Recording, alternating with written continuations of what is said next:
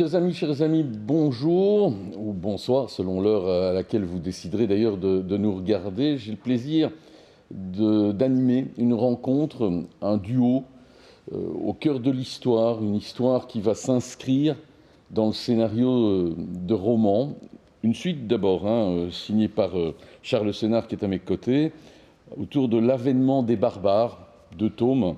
On a à la fois le dernier, Le Pressoir du Monde, le premier, L'or, la paille, le feu, publié au Passeur, aux éditions Le Passeur. Et puis Sylvestre Sby, qui lui nous publie chez Plon, Masada, un nom qui frappe dans le collectif de l'histoire, que l'on soit dans le cadre de l'histoire juive, que l'on soit juif soi-même ou non. Masada, ça rime comme résistance, ça rime évidemment aussi comme chute d'un monde et d'une culture. Le temps des barbares, on va en parler.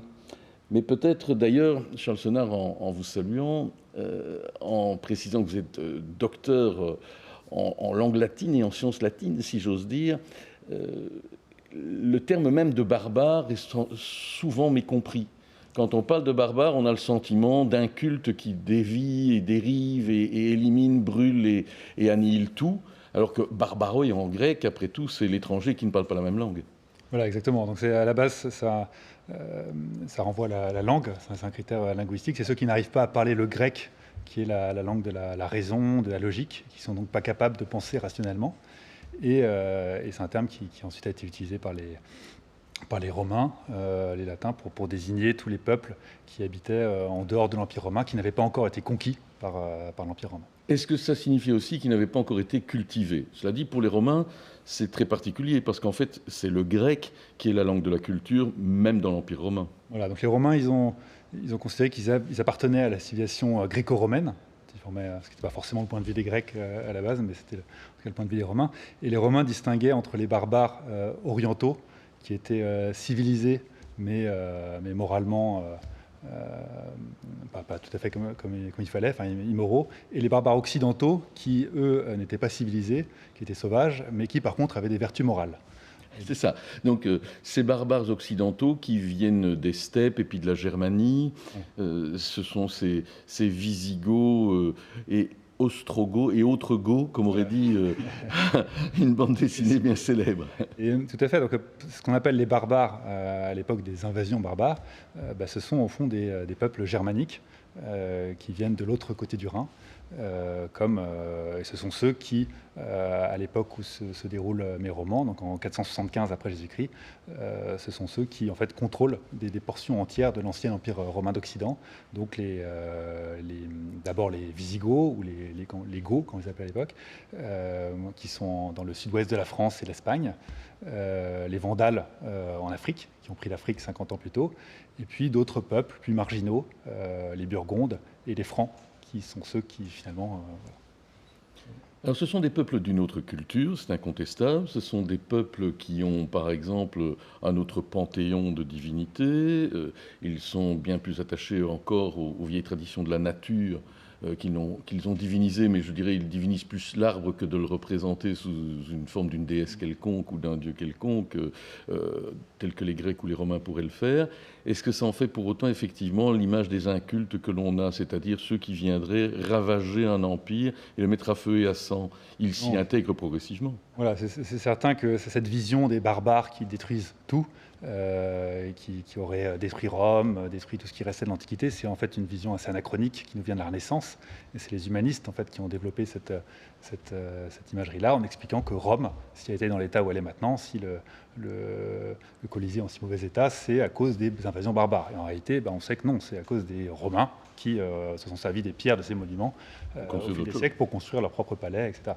Et en réalité, les barbares, quand ils sont arrivés dans l'Empire romain, ils voulaient s'intégrer, ils voulaient profiter de ce mode de vie à la romaine qui était en effet plus prospère et plus pacifique que le leur. C'était d'ailleurs le projet, somme toute, de Jules César, tel qu'il le raconte dans La Guerre des Gaules, c'est somme toute de découvrir des élites locales ou de les façonner, et puis de s'appuyer sur ces élites qui progressivement deviennent les représentants de l'Empire.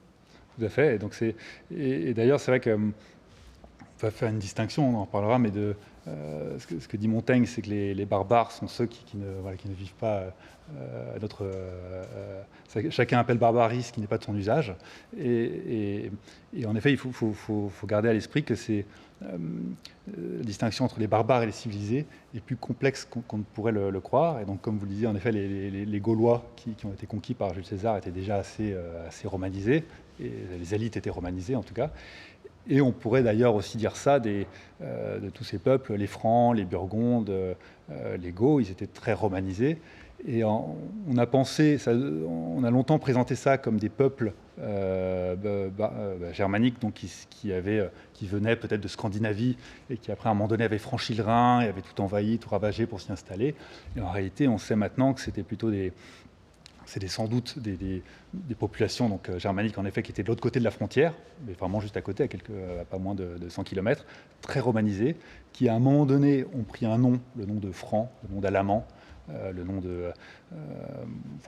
ou Burgonde, etc., et qui ont intégré dans leur rang des Romains de souche, si je puis dire, qui fuyaient la pression fiscale de l'Empire romain. Donc en fait, ils sont très très romanisés, souvent aussi parce que ce sont des Romains à la base. Donc, j'imagine d'ailleurs que l'on pourrait transcrire mutatis mutandis quelques siècles plus tôt, évidemment, mais ces provinces dites provinces de Palestine ou d'Orient, c'est à peu près la même chose. Les élites y parlent grec, et même si ce sont des provinces romaines, il y a une grande conjugaison aussi avec des élites locales qui servent Rome. Tout à fait, oui, je pense qu'on retrouve ça. Ce qui va me permettre évidemment de me retourner vers Sylvestre Sby pour son Masada, donc, que je tiens ici en main. Bonjour tout d'abord, Sylvestre. Bonjour Eddy. Alors, Masada, je l'ai dit, ça sonne comme une résistance. C'est évidemment un immense symbole utilisé encore aujourd'hui dans la culture juive. C'est l'ancêtre vif de l'Israélien moderne qui résiste pour créer son pays.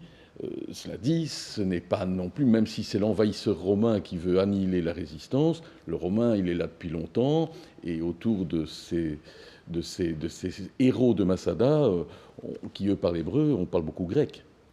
Oui, on parle grec un peu partout, hein, comme Charles le rappelait, c'est la Méditerranée et l'Empire romain est de culture grecque, et c'est la langue culturelle, même véhiculaire, même à Rome, pour les érudits. On imagine mal, enfin bref, on ne va pas rentrer dans tous ces détails-là, mais oui, non, on imagine que pas mal des gens de cette époque parlaient le grec, et donc considéraient comme des barbaroi, comme vous disiez, à peu près tout le monde autour qui ne parlait pas, qui n'était pas dans cette logique-là. Et cette élite dont on parlait, qui est présente en Occident en 475, juste avant un des points de rupture de la fin de l'Empire romain, et qui est de culture mixte, on va dire comme ça, donc qui est difficile à déchiffrer pour les historiens aujourd'hui, et c'est parfois compliqué de se projeter en 475 pour comprendre. Enfin, dans le livre, on comprend évidemment très bien, puisqu'on est projeté vraiment dans une histoire, le livre de Charles Sénard, entre Childéric qui est là, qui est une sorte d'élite. On comprend que c'est une élite guerrière, mais qui est invitée par moments, enfin, qui est censée être là dans la région autour de Paris. On a ce même genre de mélange un peu étrange et compliqué à comprendre aujourd'hui, mais en même temps passionnant, de l'autre côté de la Méditerranée, 400 ans plus tôt, dans la mesure où, oui, il faut imaginer Jérusalem à l'époque avec des Sadducéens très proches du pouvoir romain. C'est eux, le Sanhédrin, qui va plus ou moins juger Jésus dans toutes les images d'Épinal et dans la Bible, dans la réalité, en tout cas religieuse des fêtes. Et donc, oui, c'est ça, c'est intéressant de voir des parcours et d'incarner des parcours de gens qui vont se mélanger, qui vont troubler un peu le blanc et le noir de l'histoire que nous aimons bien leur projeter dessus. Alors, en fait, c'est plus compliqué, c'est plus gai à imaginer que ça. Masada, et vous nous le transcrivez, on va arriver évidemment dans les contenus, Masada, vous nous le retranscrivez bien comme effectivement un tournant. C'est un lieu de résistance politique et culturelle. Ce sont des Juifs qui veulent le courant authentique, qui refusent évidemment cette assimilation, cet asservissement aux dieux romains qui sont présents, auxquels il faudrait sacrifier en plus de Yahvé. Ils sont là pour incarner une espèce de pureté que l'on retrouve en discours, puisque votre livre, Sylvestre, s'ouvre sur un frère et une sœur, hein, d'âge bien sûr inégal. La sœur doit veiller sur le petit frère qui va contempler au bord du gouffre toujours, du haut de la forteresse de Masada, ce qui arrive, ce qui vous permet de planter le décor immédiatement à travers les yeux aussi de la sœur. Le talus, la rampe qui va permettre aux Romains de progressivement s'approcher et de prendre la forteresse de Masada grandit à vue d'œil. Oui, ben c'est des symboles qui sont incroyablement forts pour nous aujourd'hui, parce que ce qui se passe à Masada, c'est un peu ce que nous sommes encore aujourd'hui, c'est-à-dire ce syncrétisme, ce mélange de différents courants religieux, de différents courants philosophiques, nous a poursuivis s'est poursuivi sur 2000 ans pour nous constituer complètement. C'est-à-dire qu'on a en effet cette espèce d'humanisme, mais qui est en même temps assez totalitaire, romain, le culte de l'homme à sa juste place, les grandes idées grecques, la philosophie, et en même temps ce contrôle du monde, et qui fier et conscient de sa force, veut pacifier, avec des gros guillemets, l'ensemble du monde connu. Et puis, en face, on a des gens dans une toute autre, comme vous disiez, une toute autre logique qui est beaucoup plus spirituelle et qui s'est réfugiée là-haut. Et donc, on pouvait pas faire mieux au niveau du symbole, évidemment, entre les Romains dans la plaine et les Juifs assiégés qui... alors là, même parmi les Juifs, à l'époque, ça se dispute fort, parce qu'ils sont déjà en guerre contre Rome depuis un certain nombre d'abord de décennies, mais il y a une révolte vraiment très vigoureuse, violente, qui existe depuis 5, 6, 7 ans. Et à ce moment-là, les Juifs eux-mêmes sont déjà dans des questionnements qui encore aujourd'hui aussi se poursuivent entre les pharisiens qui vont finir par créer la religion, on va dire, rabbinique d'aujourd'hui, et puis d'autres courants qui se sont, entre guillemets, éteints. Oui, et le courant chrétien d'ailleurs, qui à l'origine est évidemment un courant juif, rappelons-le, Jésus est un rabbi, mais on l'oublie parfois, et non pas dans l'histoire juive une trajectoire extraterrestre qui serait venue se greffer, venue de l'extérieur en l'occurrence. Ce qui est interpellant aussi, c'est que si vous ouvrez, Sylvestre, sur ces enfants qui sont là, face aux adultes évidemment, qui doivent prendre toute la responsabilité jusqu'à l'acte final, qui est un acte de sacrifice quasiment, c'est que c'est aussi un roman sur la transmission. Comment transmettre aux jeunes générations le souvenir. Manifestement, ils y ont réussi puisqu'il est toujours présent, ce souvenir. Alors là, il y a deux choses super importantes à dire dans votre question. La première, c'est que oui, à Masada, on a cette impression qu'en effet, la religion chrétienne existe depuis très peu de temps. Elle commence, c'est une petite secte juive, toute petite, qui a peu de chances de survivre à l'époque. C'est vraiment dans les prochaines décennies que ça va se jouer. Et donc ça, on ressent très fort. Et ce qui est très ironique et très intéressant, c'est de voir cet empire romain qui pense piétiner une religion qui, pour eux, est complètement absconce, enfin très compliquée à cerner, et qui va, ironiquement, à l'ironie de l'histoire, cette même religion un tout petit peu transformée, parce que c'est vrai que c'est une secte juive avec un petit twist, va devenir la religion officielle et notre religion encore aujourd'hui. Sous Constantin. Voilà, sous Constantin, 332 ou 3, je ne sais plus. Donc là, hop, tout d'un coup, religion d'État. Et donc ça, c'est très bien, c'est l'ironie de l'histoire. Et une autre ironie, c'est celle, oui, du fait qu'on est avec des enfants et que donc eux-mêmes doivent essayer de comprendre des tenants et des aboutissants. Et puis, alors, sans révéler trop la fin de l'histoire, je me débrouille quand même pour symboliser cette résurgence. Aussi, à ce moment-là, on pense à Masada que la religion et même la spiritualité juive est morte, a été complètement écrasée. Le peuple va s'éteindre. Voilà, que même le peuple juif va s'éteindre puisqu'il est hyper religieux.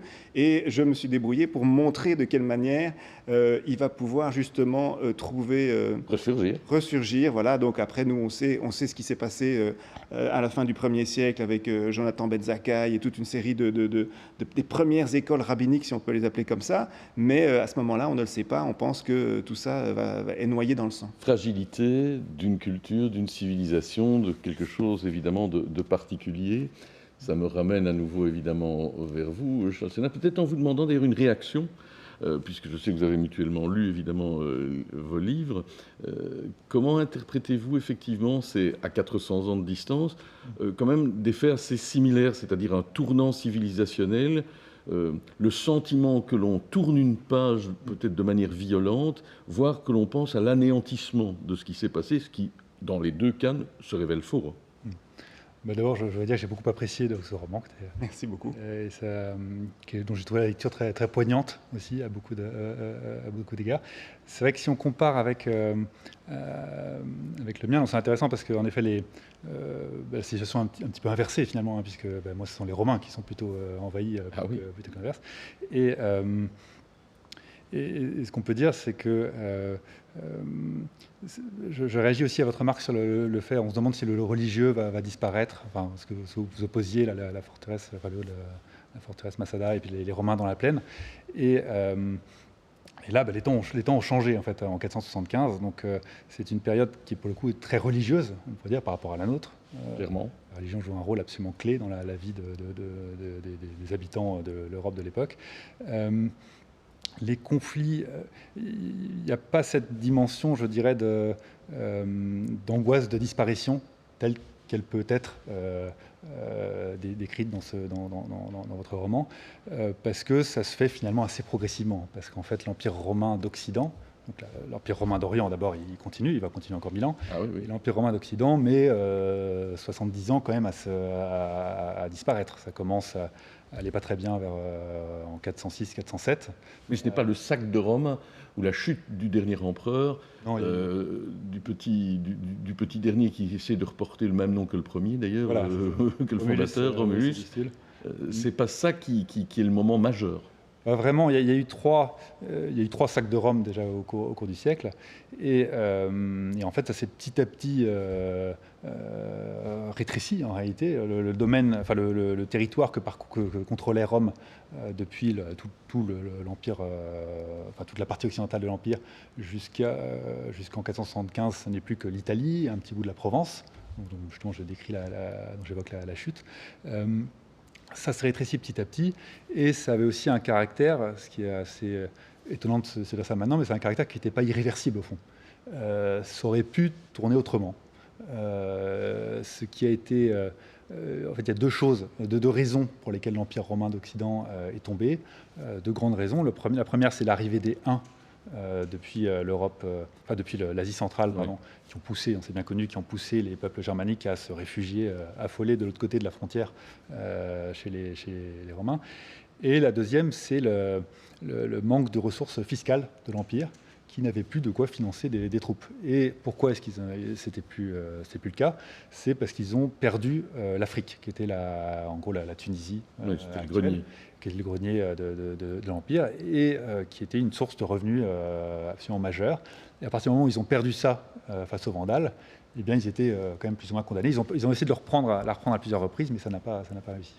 Dans votre cas également, Charles Sénart, puisque pour nous permettre de nous balader en fait dans ces années cruciales, vous imaginez également des personnages adultes et puis filles, enfants. Il y a ces générations évidemment qui sont au tournant de ces moments.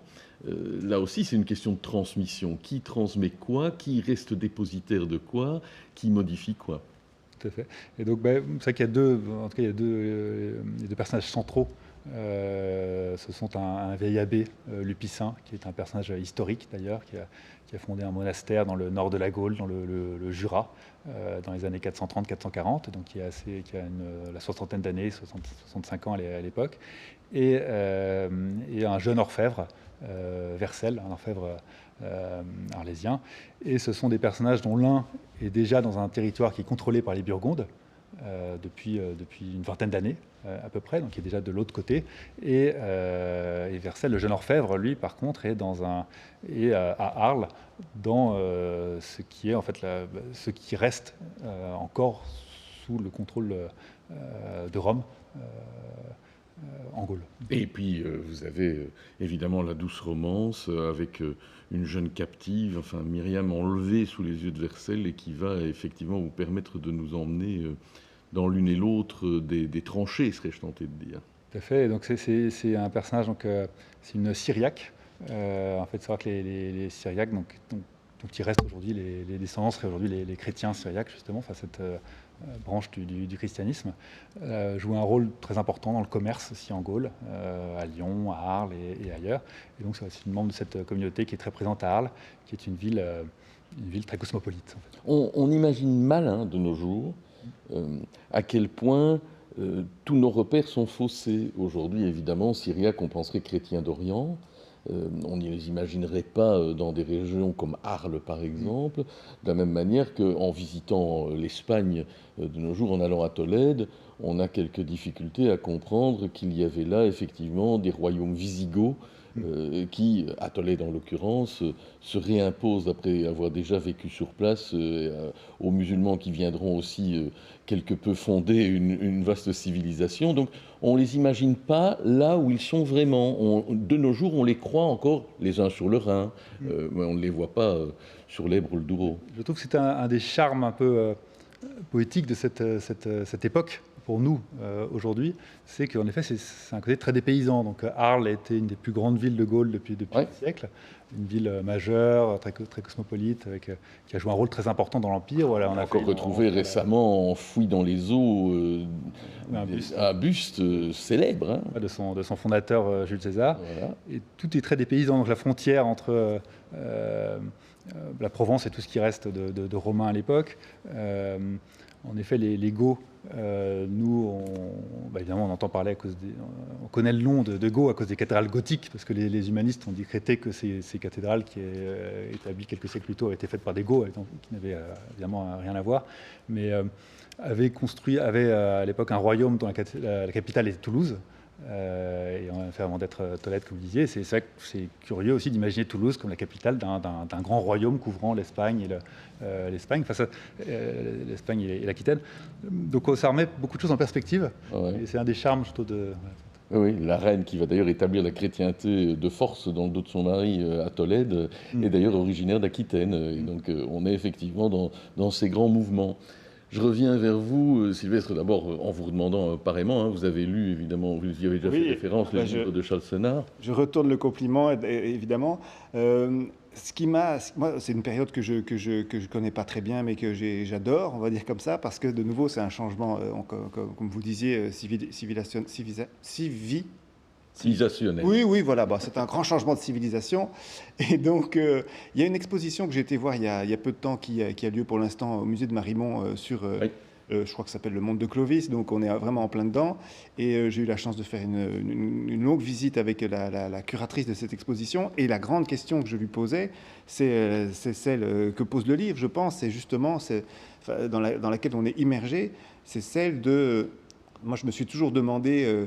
comment ces gens qui sont plutôt des guerriers, on va dire, invités, tolérés, payés par Rome, qui vont tout d'un coup devenir, on va dire, les maîtres des lieux. On a l'impression d'être dans Game of Thrones. Ils vont devoir se soumettre, ou en tout cas embrasser une religion qui est très implantée. Et là, on voit très bien avec le personnage de Geneviève à quel point il y a encore ce côté vestal fait penser très fort à Rome. Mais il y a plein avec Lupicin, on se rend compte qu'il y a des choses qui font déjà beaucoup plus penser au nom de la rose des siècles et des siècles plus tard.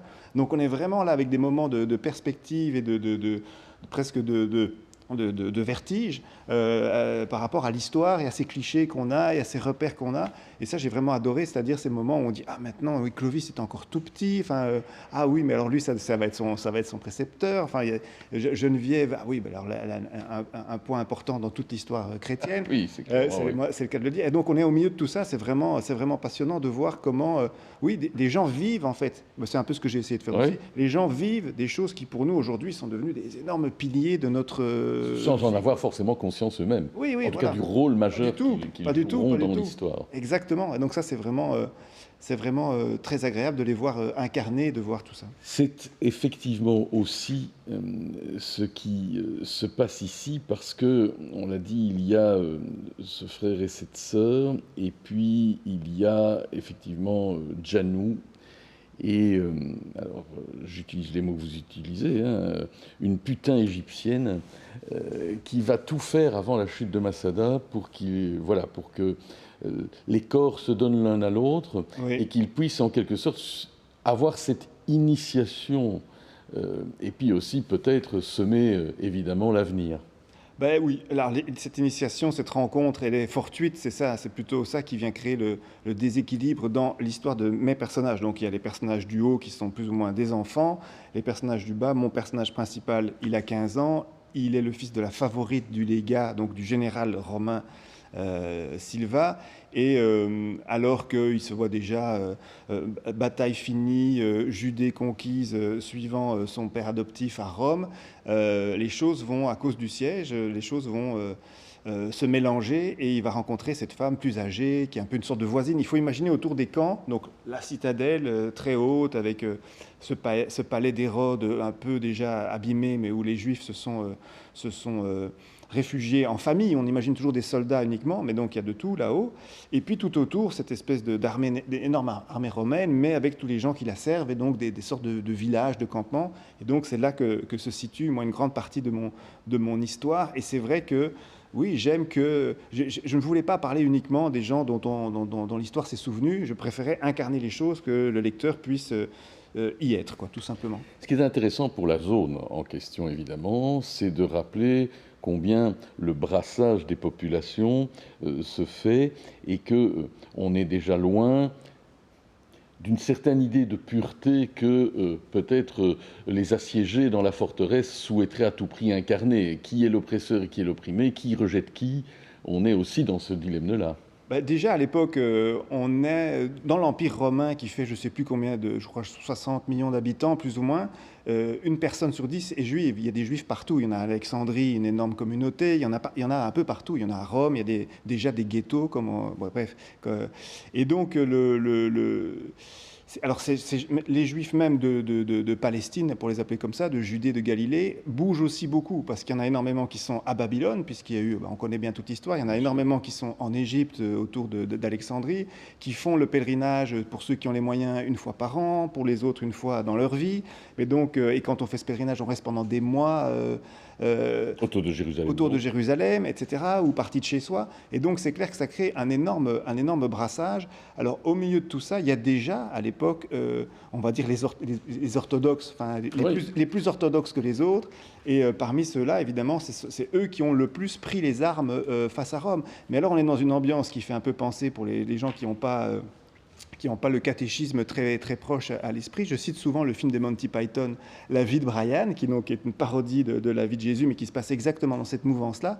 C'est-à-dire qu'il y a des factions juives, elles se disputent, et alors les sicaires, comme on les appelle, c'est-à-dire les rebelles juifs les plus violents, leurs ennemis, ce n'est pas Rome. Ce sont leurs propres frères qui ont trahi, qui ont pactisé avec Rome, et qui sont devenus des riches romains pratiquement, mais toujours juifs, et qui essaient de gagner sur les deux fronts. Ça, pour eux, pour les vrais rebelles juifs qui sont à Masada, pour eux, les vrais ennemis, ce sont ceux qui ont pactisé, les collabos. Mais évidemment, le fait religieux, le fait identitaire, on va le dire comme tel, est évidemment crucial, parce que si ce que vous laissez effectivement entrevoir, il y a une survivance lointaine, une résurgence à partir du mythe de Masada, de l'Israël actuel, de la culture juive disséminée très forte, l'an prochain à Jérusalem, tout ça évidemment s'ancre quand même dans la nécessité d'avoir une foi vibrante, une culture rattachée à la foi. Ah ben pour eux, la question ne se pose même pas. Ouais. C'est-à-dire que c'est parce que, alors de nouveau, c'est typiquement, on vit ça nous aussi, c'est-à-dire qu'on a ce côté rationaliste gréco-romain avec cette philosophie antique qui est encore la base de toute une série de systèmes de pensée pour nous aujourd'hui. Et puis, il y a quelque chose qui nous dépasse, nous transcende, vit en nous. Et c'est cette foi-là qui est celle, on va dire, des puristes, d'une partie des puristes qui sont réfugiés à Masada. C'est-à-dire qu'eux, oui, ils vivent dans une sorte de théocratie où on ne fait pas de différence entre un choix politique et un choix religieux. Les mots même ne sont pas là pour faire cette différence-là. Et donc, ça leur donne énormément de force, une énorme pureté, une grande vie spirituelle permanente. qui est relié à la fois à eux-mêmes, leur famille, les éléments, la nature, Dieu, tout ça porte pratiquement le même nom. Alors, ça, c'est pour une partie d'entre eux. Une autre partie, et c'est justement ça qui crée tous ces remous dans l'Israël de l'époque, une autre partie coupe les cheveux en quatre, on va dire, déjà depuis un certain nombre de générations, et se dispute sur des détails qui pour eux n'en sont absolument pas, une manière de lire La Torah, le livre, et de le commenter, ne pas le commenter, le prendre à la lettre, etc. Donc il y a une énorme différence entre les pharisiens qui sont, on va dire un pré-rabbinisme, on pourrait dire, qui eux disent il faut du commentaire permanent, et ceux qui disent intangibilité totale, les sadducéens, qui vont revenir à des problèmes de traduction sur un mot et sur une syllabe, et qui, au nom d'une syllabe, vont interdire une énorme quantité de choses. Et voilà. Donc c'est déjà la dispute ancestrale depuis avant l'arrivée de Rome, et Rome arrive là-dessus, il n'y comprend absolument rien. Donc ça aussi, c'est très, très, très ironique pour nous. Mais j'ai envie évidemment de rebondir à ce sujet, cher Sénard, parce que vous nous avez dit tout à l'heure, le fait religieux en tant que tel n'est pas une dispute, parce que bon nombre de ces peuples sont déjà acquis à la religion chrétienne dominante et à la religion latine romaine qui continue à subsister, mais il y a une forme de syncrétisme certainement qui s'est installé, et puis il y a une religion d'État qui a été proclamée progressivement par Constantin, qui est le christianisme, qui commence à triompher. Est-ce que cela dit, il y a une forme de surprise pour ceux qui, progressivement, ces barbares qui vont soi-disant s'installer, est-ce qu'il y a une forme de surprise par rapport à cela, ou est-ce que ce fait religieux ne va pas les perturber, puisque de fait le christianisme va se poursuivre par les temps, depuis jusqu'au baptême de Clovis que l'on évoque souvent? Alors, ce qu'on peut dire, c'est qu'il y a par rapport au siècle précédent, il y a une nuance en fait dans le christianisme tel qu'il est pratiqué par les Romains et celui qui est pratiqué par les barbares, c'est que ce n'est pas exactement la même forme. Donc on a, un peu comme dans les communautés juives, il y avait le christianisme catholique et puis l'arianisme. Oui. Puisqu'en fait, donc tous ces peuples ont été convertis au christianisme au siècle précédent, au IVe siècle, parce que justement les chrétiens, eux, considéraient que, puisque c'est dans Saint Paul, il n'y a pas tout le genre humain est destiné à être converti. Il n'y a pas de différence entre les Romains, les barbares, tout le monde doit devenir chrétien. Sauf que les barbares, en fait, ont été convertis à la forme de christianisme qui était dominante à l'époque à Rome, qui était l'arianisme, du nom d'un prêtre d'Alexandrie, Arius. Et entre-temps, donc ils se sont convertis pour avoir la même religion aussi que les Romains. Et le problème, c'est qu'à Rome, la religion a changé entre-temps. C'est devenu du christianisme catholique. Donc là, il y a une sorte de tension qui s'est instaurée. Mais la religion joue quand même ce rôle d'ascenseur social ou d'inscription dans la culture. Certainement. C'était aussi pour être... c'est une forme de romanité, en fait. C'est de se rapprocher, à adopter la même religion que la Romagna, c'est comme on appelait à l'époque cette partie de l'Empire. Et évidemment, un siècle plus tard, à l'époque qui nous intéresse, maintenant il y a ces deux religions qui ont des clergés parallèles, il y a des évêques, etc. Qui se haïssent. Qui se haïssent. Alors, on a peut-être un peu grossi le trait des persécutions qui auraient eu lieu, qui auraient été faites par les Ariens sur les catholiques. Alors, la situation est assez différente selon les zones. Chez les Vandales, c'est en effet le cas, mais chez les Goths, c'est sans doute pas aussi extrême qu'on ne le pense.